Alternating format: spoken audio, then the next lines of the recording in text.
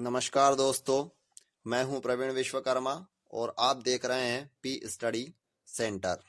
उम्मीद करता हूं आप स्वस्थ होंगे, तंदुरुस्त होंगे। चलिए बढ़ते हैं वीडियो में। दिया हुआ है क्वेश्चन नंबर 3। कुछ वास्तविक संख्याओं के दशमलव प्रसार नीचे दर्शाए गए हैं। प्रत्येक स्थिति के लिए निर्धारित कीजिए कि यह संख्या परिमेय संख्या है या नहीं। यदि यह परिमेय संख्या है और p बटा q के रूप की है तो q के अभाज्य गुणनखंडों के बारे में आप क्या कह सकते हैं। क्वेश्चन तो बहुत बड़ा दिख रहा है लेकिन ये है बहुत आसान। ठीक है, तो समझते हैं कैसा है ये क्वेश्चन नंबर जो है आपका 3, प्रश्नावली 1.4 का क्वेश्चन है। कक्षा 10वीं का गणित चैप्टर हम पढ़ रहे हैं। तो करते हैं हल। नंबर 1 43। क्या लिखा है इसमें? 43.123456789। तो सबसे पहले हम ये दशमलव हटाते हैं। ठीक है, तो डायरेक्ट हल कर रहे हैं हम लोग। तो एक दशमलव का क्या जाएगा 1 और कितने अंक है बाद में 9। तो 1 2 3 4 5 6 7 8 9। ठीक, 1 2 3 4 5 6 7 8 9 है ना। तो इसे कैसे लिख सकते हैं अपन? 43 1 2 3 4 5 6 7 8 9 बटा 10 की घात 9 लिख सकते हैं ना। क्यों? क्योंकि जो कितना है ये 9 अंक है ना, तो 10 की घात 9 ये लिख सकते हैं हम। अब देखिए कंडीशन क्या होती है। परिमेय संख्या तो है, ये कंफर्म हो गया। ये p बटा q के रूप में इसे हम लिख सकते हैं, जहां q 0 भी नहीं है। ये भी कंडीशन मिल गया। तो देखना क्या है हमें, ये शांत है या अशांत। तो शांत के लिए क्या कंडीशन होती है? 2 की घात m और 5 की घात n के रूप में होना चाहिए अपना ये हर। तो ये है 10 के कितने गुणनखंड होते हैं? 2 ही होते हैं ना, 2 पंचे 10। तो यदि लेकिन हम इसमें अगर हम भाग देंगे तो हमें आंसर कैसे लिखना है? हमें आंसर ये लिखना है भाई कि दिए गए परिमेय संख्या का जो हर है q के अभाज्य गुणनखंड 2 या 5 या दोनों होंगे। ठीक है, कैसे?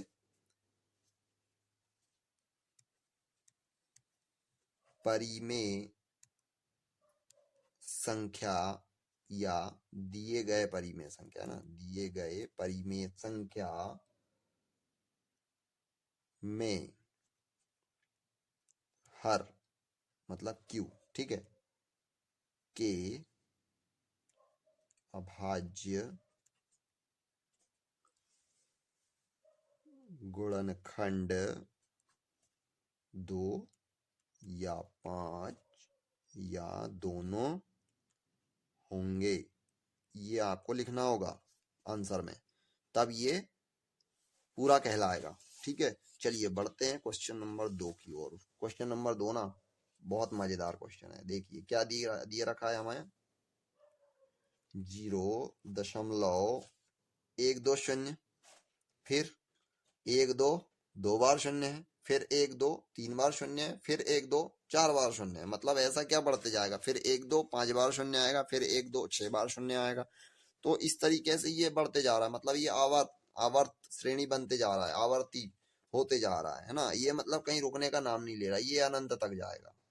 तो इसे हम क्या लिखेंगे? हम इसे आगे हल नहीं करेंगे, इसे हम डायरेक्ट लिखेंगे कि यह अपरिमेय संख्या है। क्यों है भाई?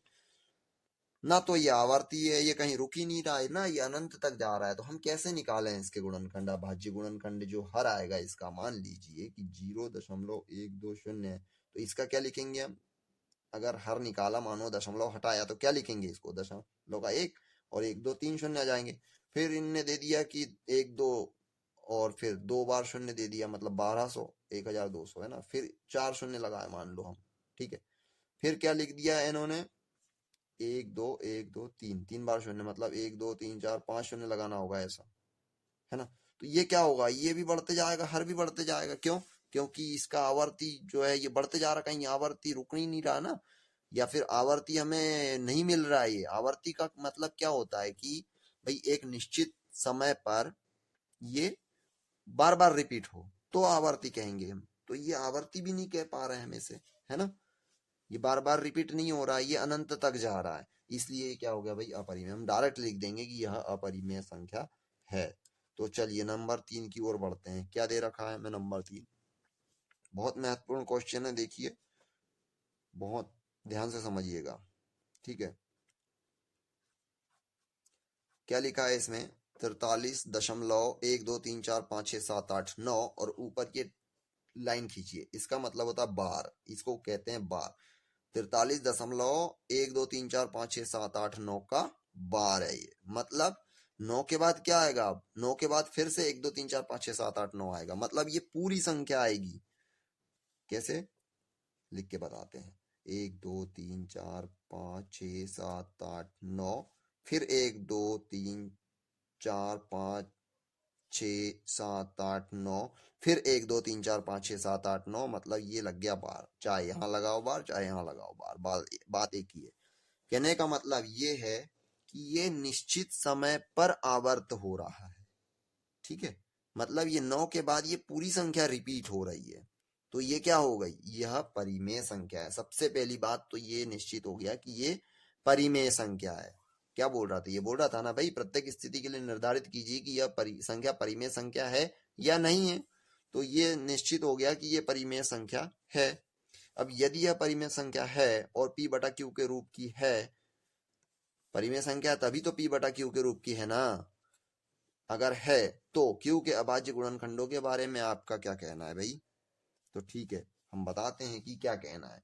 इसके बटे में क्या लिखेंगे हम, मान लीजिए इसको हम हल करें, इतना ही हल करें, ठीक है, तो क्या लिखेंगे इसके हम, इसके बटे में लिख देंगे हम कितना, 10 की घात 9, फिर गुणित 10 की घात जो भी बढ़ेगा 9, गुणित 10 की घात 9, ये ऐसा बढ़ते जाएगा ये भी, तो ये भी तो एक अंतराल में बढ़ रहा है ना। तो इसका हम क्या लिखेंगे भाई कि आंसर है ना, आंसर क्या लिखेंगे,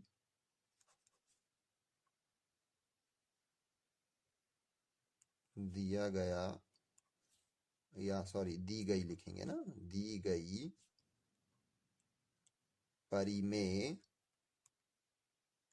संख्या, या दी गई संख्या परिमेय संख्या है, ठीक है, दी गई संख्या परिमेय संख्या है एवं q के